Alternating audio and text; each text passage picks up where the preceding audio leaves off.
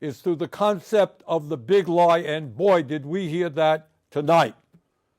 You say something that is grossly false, say it over and over again, and have right-wing social media blast it out endless times until people actually believe it. And then, rather than address the real issues facing the American people, the struggles that the American people are facing, we find ourselves wasting endless amounts of time discussing Trump's absurdities. Let me just give you a very few examples. Trump claimed that the 2020 election was stolen from him and that he won by a landslide. Remember that? A lie. Trump claimed that the January 6th insurrection was a day of love. A lie. Trump has claimed that millions of undocumented people voted and do vote in American elections. A lie. Trump has claimed that climate change is a hoax originating in China. A lie. Trump has claimed that Ukraine started the horrific war with Russia. A lie. And tonight, just tonight, Trump claimed that millions of dead people between the ages of 100 and 360, I guess, were collecting Social Security checks. And that is an outrageous lie intended to lay the groundwork for cuts to Social Security and dismantling the most successful and popular government program in history. So let's be clear about that. Well over 99% of Social Security checks are going out to people who earned those checks. 70 million Americans. Nobody who was 150 years old or 200 years old or 300 years old is receiving Social Security checks. And on the lies go. Now, the purpose of all of this lying is not just to push his hateful right-wing ideology. It is not just to try to divide us up. It is more than that. It is a masterful effort, and you saw that tonight, to deflect attention away from the most important issues facing the people of our country. Issues that Trump and his billionaire friends do not want to address because it is not in their financial interests to do so. Trump gave his State of the Union speech tonight. But if you listen closely, that speech had very little to say about the State of the Union, about what is really going on in our country, especially for working families. Trump spoke for over 90 minutes, although I must confess it seemed a lot longer than that, and he almost completely ignored the issues that are keeping working people up at night as they worry about how their families are going to survive in these very tough times. And I will tell you exactly why Trump had very little to say about the real crises facing the working class of this country. Think back 6 weeks ago when Trump was inaugurated for his second term as president, just 6 weeks ago. Standing right behind him were the three wealthiest men in this country, Mr. Musk, Mr. Bezos, and Mr. Zuckerberg. And standing behind them were 13 other billionaires who Trump had nominated to head major government agencies. Many of these same billionaires, including Musk, were in the Capitol tonight listening to that speech. In other words, it is there for all to see. The Trump administration is not hiding it. The Trump administration is a government of the billionaire class, by the billionaire class, and for the billionaire class. Notwithstanding some of their rhetoric, this is a government that could care less about ordinary Americans and the working families of our country. My friends, we are no longer moving toward oligarchy. We are living in an oligarchic society. Now let's take a moment and try to escape from Trump's parallel universe, the universe that you heard tonight. And let's do something really, really radical. Let's actually take a hard look at the problems that Americans are facing. Today, 60% of Americans are living paycheck to paycheck. Unlike Trump, I grew up in a family that lived paycheck to paycheck, and I know something about that reality. It means that every day, millions of Americans worry about how they're going to pay their rent, pay for childcare, pay for a doctor's visit when they get sick. They worry about what happens when their car breaks down and they can't afford the $1,000 it costs to get it fixed, and what happens when they can't get to work because they don't have a car.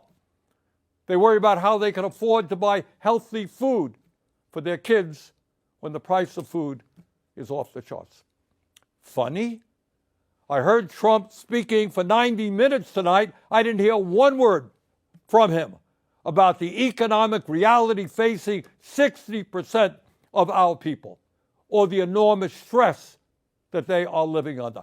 90-minute speech, not one word about the economic reality facing American workers. But that's not all. Today in America, everyone knows that our healthcare system is broken. It is dysfunctional, and it is outrageously expensive. We remain the only wealthy nation on earth not to guarantee health care for all. Mr. President, you really want to make America great again? Then make sure that every American, regardless of income, can go to a doctor or a hospital and not worry about how they're going to pay the bills. President Trump, health care is a human right. I didn't hear one word from you, not one word, over 90-minute speech, not one word from you about the health care crisis that is impacting many, many millions of our people.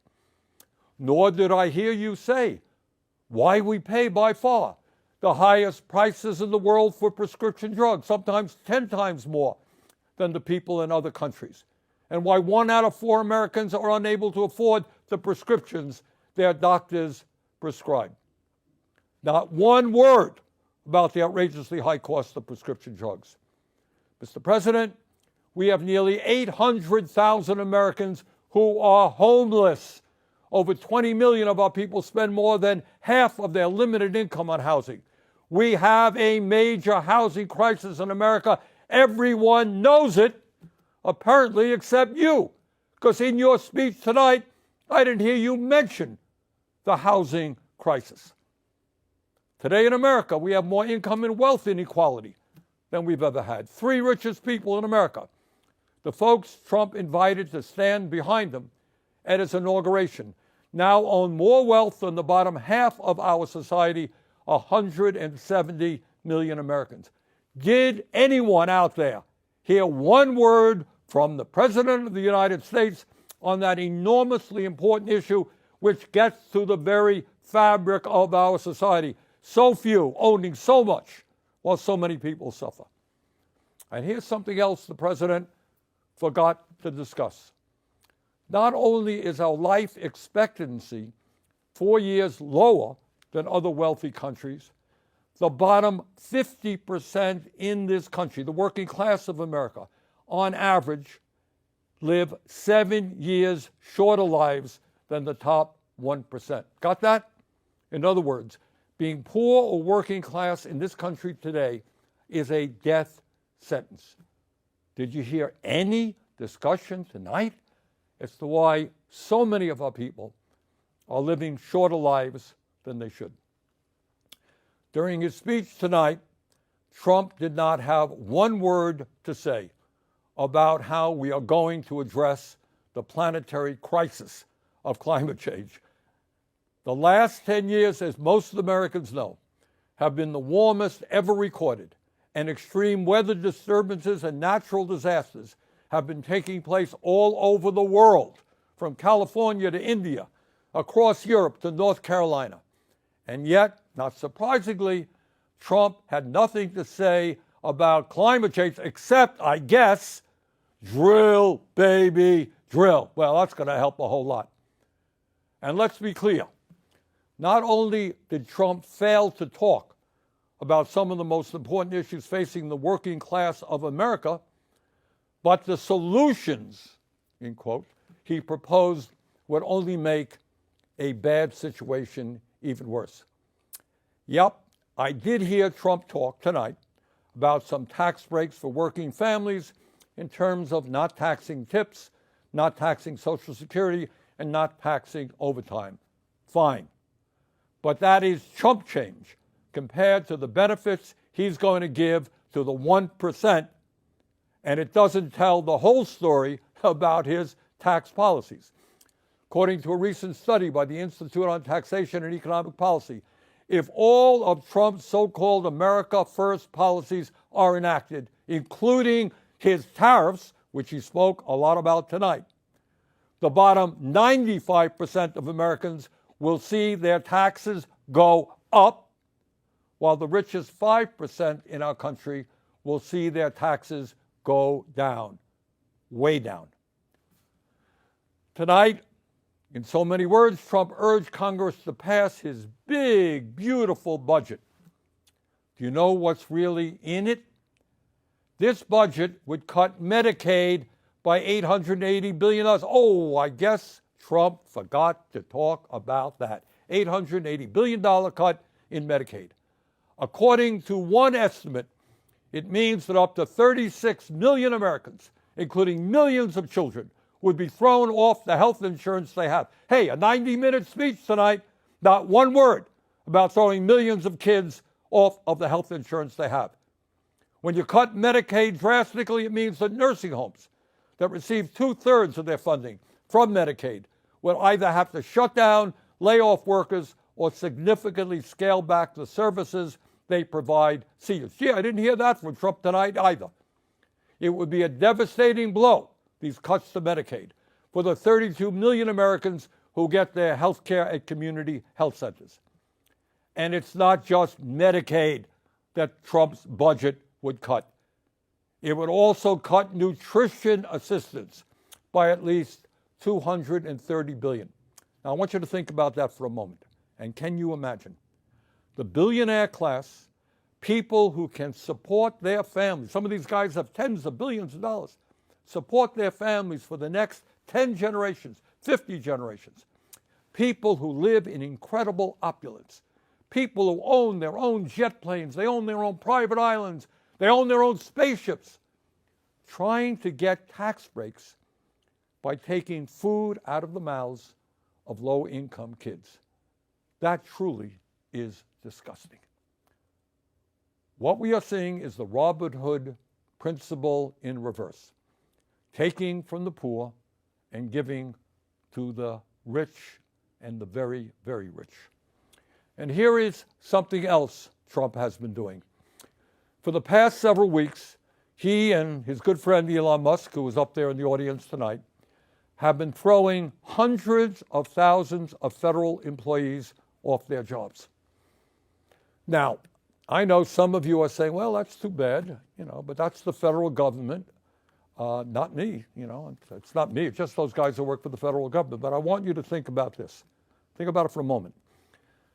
If Musk and his friends can arbitrarily throw federal workers out on the street today, what do you think that Musk and his fellow billionaires will be doing tomorrow when artificial intelligence and robotics explode in this country?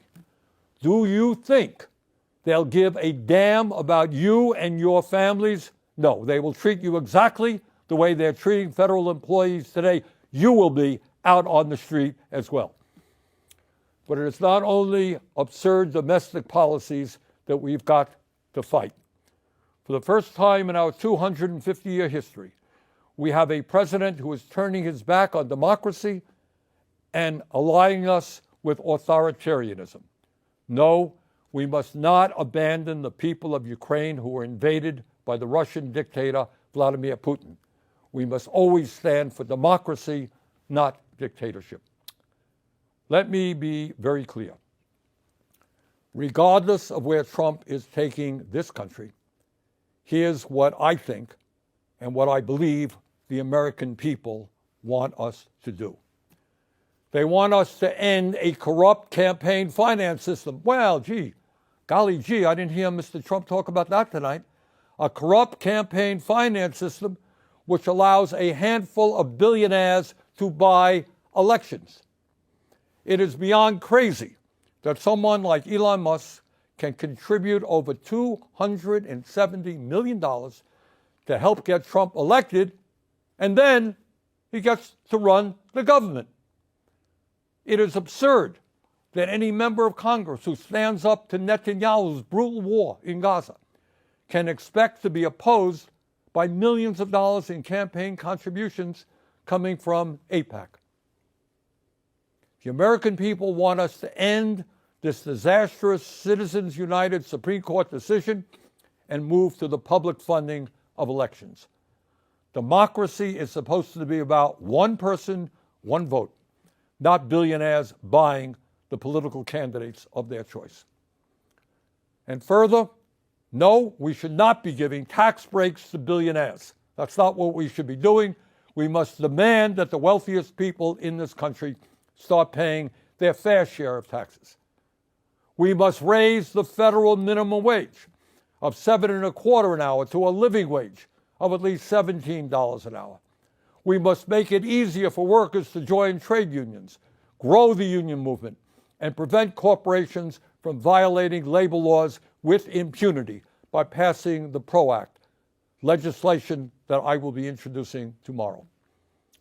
No, we are not going to cut Social Security. Quite the contrary.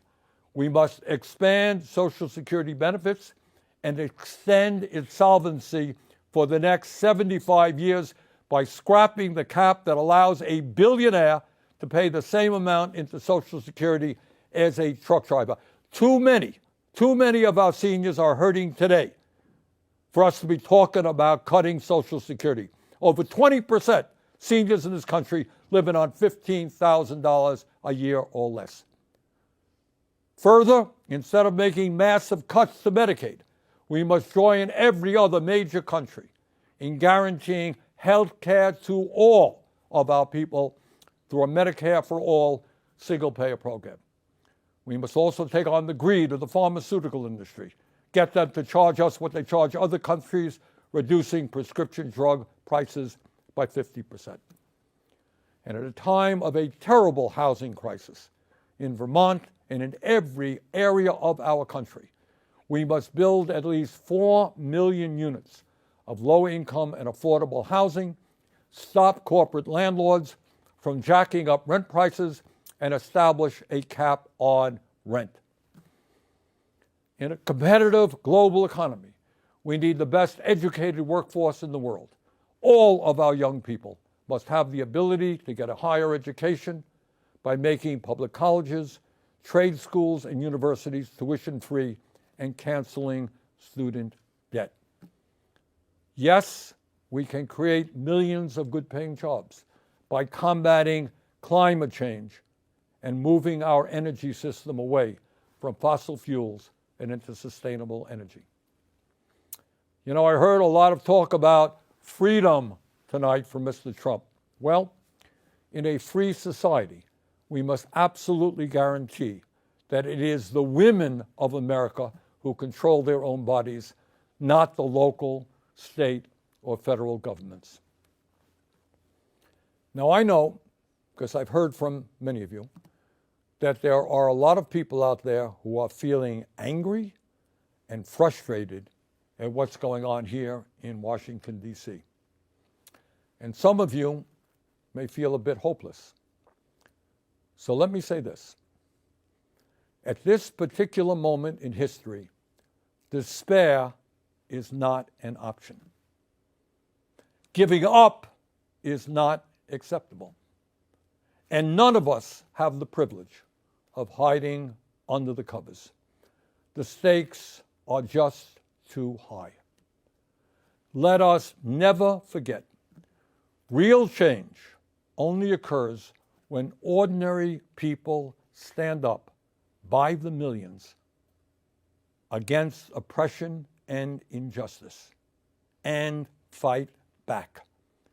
That is the history of the founding of our nation, when brave men and women took on the mighty, invincible British Empire. It is the history of the abolitionist movement, the history of the labor movement, the history of the civil rights movement, the women's movement, the environmental movement, and the gay rights movement. Yes, I know. The oligarchs are enormously powerful. I deal with them every day. I know that. Yes, they have endless amounts of money. Yes, they control our economy, and they own much of the media. They have enormous influence over our political system. But from the bottom of my heart, I am convinced that they can be beaten. If we stand together and not let them divide us up by the color of our skin, or where we were born, or our religion, or the language we speak, or our sexual orientation. If we bring our people together around an agenda that works for the many and not just the few, there is nothing in the world that can stop us. We can win. We will win. Let us go forward together. Thank you all very much.